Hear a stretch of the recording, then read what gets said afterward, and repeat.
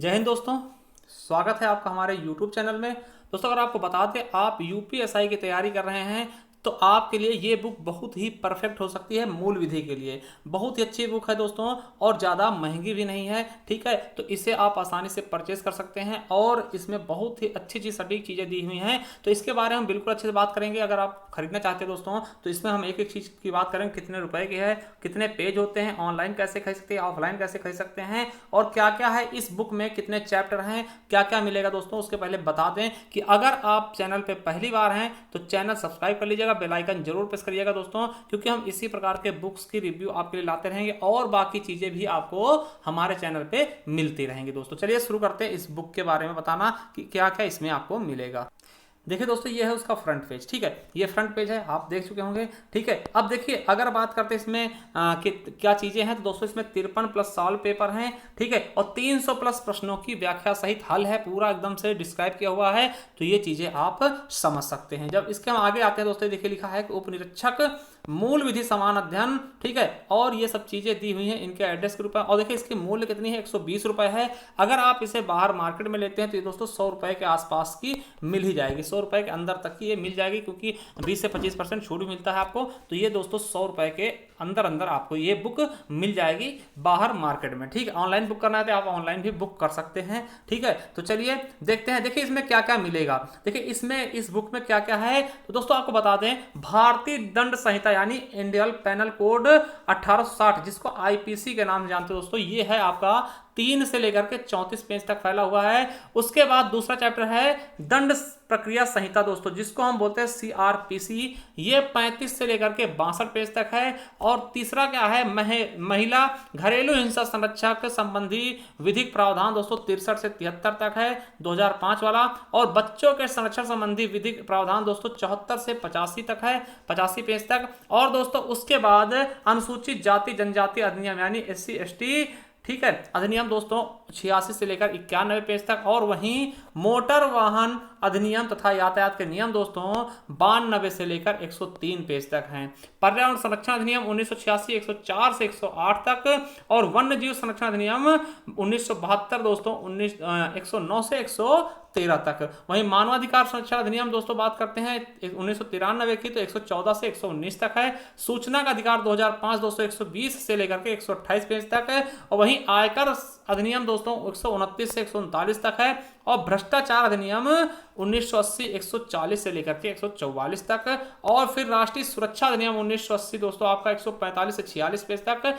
और सूचना प्रौद्योगिकी अधिनियम IT एक्ट दोस्तों बहुत ही इंपॉर्टेंट 1947 से 56 तक मिलेगा। साइबर अपराध 157 से 159 तक। और जनहित याचिका दोस्तों यहाँ से क्वेश्चन पिछली बार बहुत पूछे गए, 160 से लेकर के 165 तक। उसके बाद दोस्तों भूमि सुधार, भूमि अधिग्रहण तथा भू राजस्व संबंधी कानून 166 से 180 तक। और उसके बाद महत्वपूर्ण न्यायिक निर्णय दोस्तों 181 से 192 तक है। ठीक है, तो दोस्तों उसके बाद आपको बता दें कि इसमें सबसे अच्छी बात क्या है कि जितने भी क्वेश्चन पिछली, ठीक, इन चैप्टर जितने भी क्वेश्चन पिछली बार पूछेगा वो सब क्वेश्चन भी इसमें शामिल किए गए हैं, और भी महत्वपूर्ण क्वेश्चन शामिल किए। चलिए शुरू करते हैं। देखिए जब आपको पहला अध्याय मिलेगा वो मिलेगा इंडियन पेनल कोड 1860 दोस्तों आईपीसी। ठीक, देखिए इस तरह से बता रखा है। देखिए उसका ज्यादा पूरा तो हम खींचेंगे नहीं, ये पहला पेज है दोस्तों। उसके बाद देखिए इसको एक शॉर्ट फॉर्म में भी समझाया गया। देखिए पहले इसका थोड़ा सा डिस्क्रिप्शन दिया गया, मतलब डिस्क्राइब किया गया, उसके बाद इसको शॉर्ट फॉर्म में भी बताया गया है हर एक चैप्टर को। ठीक है, उसके बाद दोस्तों देख सकते हैं शॉर्ट फॉर्म में इसको ऐसे बताया गया है।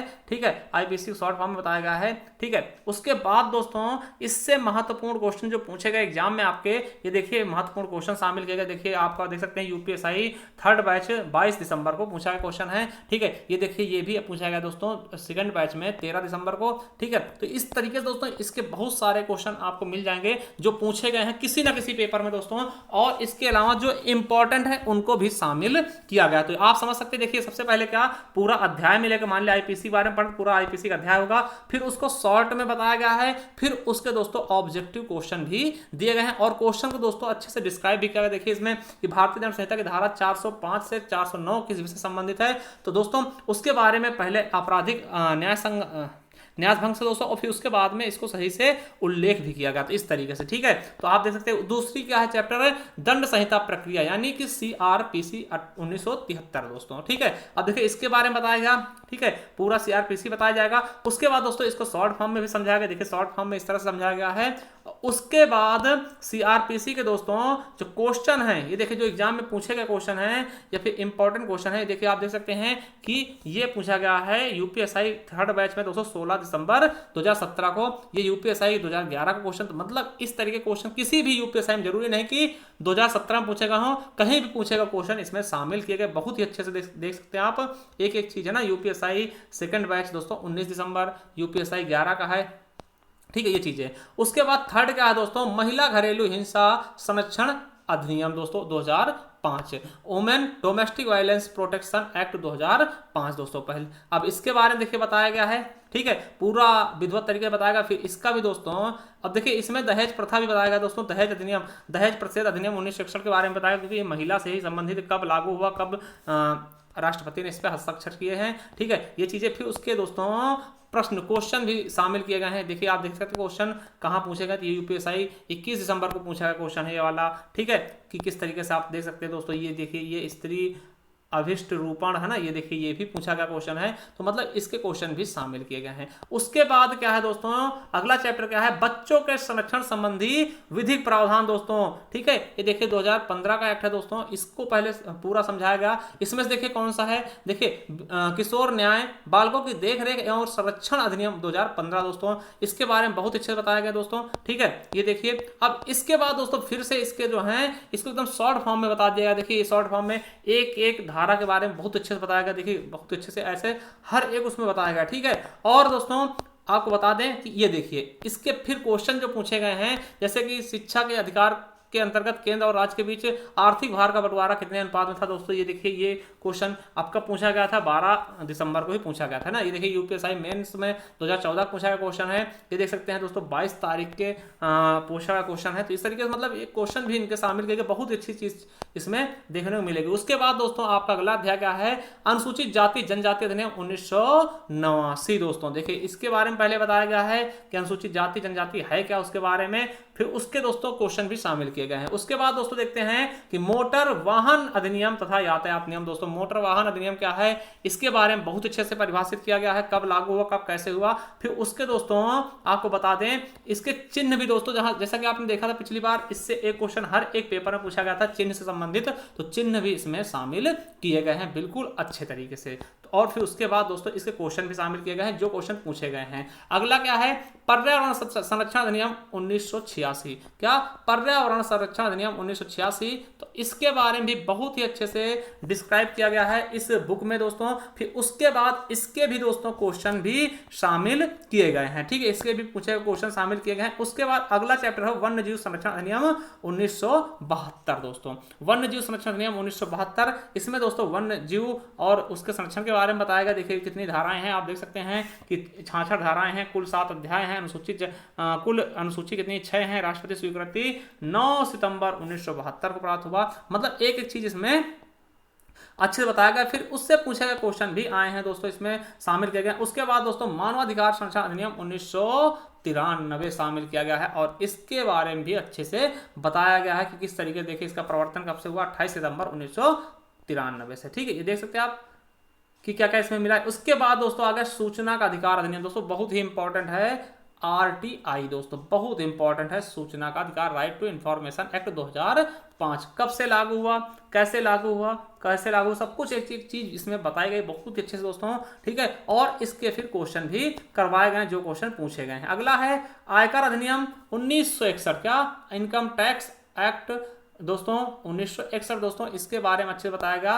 फिर इसके भी क्वेश्चन कहीं ना कहीं बहुत अच्छे से किए गए हैं, ठीक है। उसके बाद दोस्तों भ्रष्टाचार निवारण अधिनियम 1988 दोस्तों, करप्शन के बारे में बताएगा दोस्तों, है ना, प्रिवेंशन ऑफ करप्शन 1988 दोस्तों, इसके बारे में बताएगा, और इसके क्वेश्चन भी किए गए हैं, ठीक है, इसके ऑब्जेक्टिव क्वेश्चन भी आपको मिल जाएंगे। उसके बाद राष्ट्रीय सुरक्षा अधिनियम 1980, इसको बताया गया इसके बारे में कि ये है क्या दोस्तों, और इससे संबंधित क्वेश्चन भी किए गए हैं। ठीक है, ये रास्को आस्को क्यों लगती है। ठीक है, उसके बाद है सूचना प्रौद्योगिकी अधिनियम दोस्तों, बहुत ही फेमस है, अभी ट्विटर की जंग चल रही है उसमें भी दोस्तों इसका यूज किया गया, आईटी एक्ट 2000 दोस्तों। ठीक है, आईटी एक्ट 2000 इसका वर्णन किया गया है और इसके फिर से क्वेश्चन किए गए हैं। उसके बाद साइबर अपराध क्या है, साइबर क्राइम क्या है दोस्तों, इसके बारे में बहुत ही अच्छे से बताया गया है। ठीक है, क्या बहुत ही अच्छे से साइबर क्राइम के बारे में भी बताया गया है। ठीक है, चलिए अगला देखते हैं दोस्तों, नेक्स्ट क्या है। उसके बाद दोस्तों है जनहित याचिका, पीआईएल। पीआईएल क्या होता है दोस्तों, पब्लिक, ठीक है, पब्लिक इंटरेस्ट और लेजिस्लेशन दोस्तों, ये क्या है दोस्तों, ये दायर किए जाते हैं, तो इसके बारे में बहुत अच्छे से बताया गया है। तो देखिए यह क्वेश्चन बहुत बार पूछेगा दोस्तों, यहाँ पीआईएल से हर एक शिफ्ट में पिछली बार क्वेश्चन पूछेगा, तो इन्हें भी बहुत अच्छे से दोस्तों बताया गया है। ठीक है, तो ये चीजें आप देख सकते हैं। उसके बाद दोस्तों भूमि सुधार, भूमि अधिग्रहण एवं भू राजस्व संबंधी कानून के बारे में बताया गया है कि 2006 में उत्तर प्रदेश में क्या लागू हुआ, उसके बारे में बहुत अच्छे बताया गया, फिर इसके क्वेश्चन किए गए। उसके बाद महत्वपूर्ण न्यायिक निर्णय, क्या निर्णय लिए गए हैं महत्वपूर्ण, उनके बारे में, जैसे मोहम्मद सिद्दीकी मृत, है ना, विधिक प्रतिनिधि के माध्यम से बनाम महंत सुरेश दास और अन्य 2019 से। तो दोस्तों जो अभी हाल ही में कुछ केस दोस्तों महत्वपूर्ण है उनके बारे में इसमें बताया गया है दोस्तों। बहुत ही अच्छी बुक है, आप देख सकते हो दोस्तों, 181 पेज हैं। ठीक है, ये अंतिम पेज था दोस्तों और 181 लगभग दोस्तों। ठीक है, तो ये चीज़ आप समझ सकते हैं। तो दोस्तों अगर इसमें टोटल पेज की बात करते हैं 192 पेज इसमें टोटल शामिल हैं। ठीक, और ये बहुत ही अच्छी बुक है दोस्तों, अगर आप लेना चाहते हैं तो बहुत अच्छी बुक है, आप ले सकते हैं। ठीक है, अगर दोस्तों और किसी बुक की रिव्यू चाहिए तो आप हमें कमेंट बॉक्स में कमेंट कर सकते हैं। देखिए आप इसे व्हाट्सअप के थ्रू भी मंगा सकते हैं, देखिए ये पूरा नंबर है। ठीक है, तो इस तरीके से आप देख सकते हैं, इसकी और भी बुकें हैं। ठीक है, अगर दोस्तों आपको और किसी बुक की रिव्यू चाहिए तो हमें कमेंट बॉक्स में कमेंट करिएगा। और दोस्तों अगर पसंद आया वीडियो तो चैनल सब्सक्राइब करिएगा, बेल आइकन जरूर प्रेस करिएगा। थैंक यू, धन्यवाद, मिलते हैं नेक्स्ट वीडियो में।